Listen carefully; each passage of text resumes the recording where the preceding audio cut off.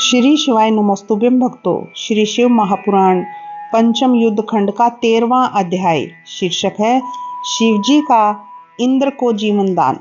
व्यास जी बोले, हे ब्रह्मा, हमने यह बात पहले सुनी है कि भगवान शंकर ने ही जलंधर का वध किया था। कृपा कर मुझे शंकर जी का वह चरित्र विस्तार पूर्वक सुनाइए। जब व्यास जी ने उन महामुनि से इस प्रकार प्रश्न पूछा तो सनत कुमार जी ने कहा, हे मुने, एक समय जब देव गुरु बृहस्पति और देवराज इंद्र कैलाश में शंकर जी का दर्शन करने के लिए गए तो शंकर जी ने अपने भक्ति की परीक्षा ली।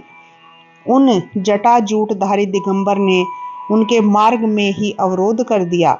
उन शंकर जी को न पहचान कर दुर्बुद्धि इंद्र ने उनका नाम धाम आदि परिचय पूछा और कहा कि शंकर जी अपने स्थान पर ही है या कहीं गए हैं। इसी प्रकार उन तपस्वी ने कुछ भी नहीं कहा, परंतु त्रिलोकी के ऐश्वर्य से गर्वित इंद्र क्रोध कर तपस्वी से घुड़क कर बोला और कहा, अरे मैं पूछता हूँ, तू उत्तर क्यों नहीं देता? मैं अभी तुझे इस वज्र से मारता हूँ। ऐसा कहकर क्रुद्ध हो इंद्र ने जो ही उस दिगंबर को मारने के लिए हाथ में वज्र लिया, त्यों ही सदाशिव ने वज्र सहित इंद्र को का हाथ स्तंभित कर दिया। बृहस्पति जी ने उस पुरुष को प्रज्वलित देखा, त्यों ही अपनी बुद्धि से उन्हें शंकर जानकर प्रणाम किया और दंडवत कर बहुत सी स्तुति भी की। फिर इंद्र को भी शंकर जी के चरणों में गिराया और शिवजी से बृहस्पति ने कहा कि हे दीनानाथ, हे महादेव, अपना क्रोध रोककर इंद्र के अपराध को क्षमा कीजिए। भगवान शंकर ने गुरु बृहस्पति से कहा, मैं तुम्हारी स्तुति से प्रसन्न हूँ।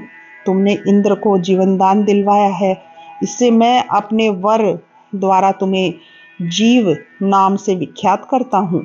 मेरे नेत्रों की अग्नि अब इंद्र को पीड़ित नहीं करेगी। बृहस्पति से ऐसा कहकर भगवान शंकर ने अपने माथे के अग्निमय नेत्र से निकले हुए तेज को अपने हाथ में लेकर क्षीर समुद्र में डाल दिया। फिर लीलाधारी भगवान अंतर्ध्यान हो गए।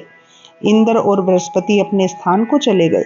इस प्रकार श्री शिव महापुराण पंचम युद्ध खंड का 13वां अध्याय समाप्त होता है। श्री शिवाय नमस्तुभ्यं भक्तों।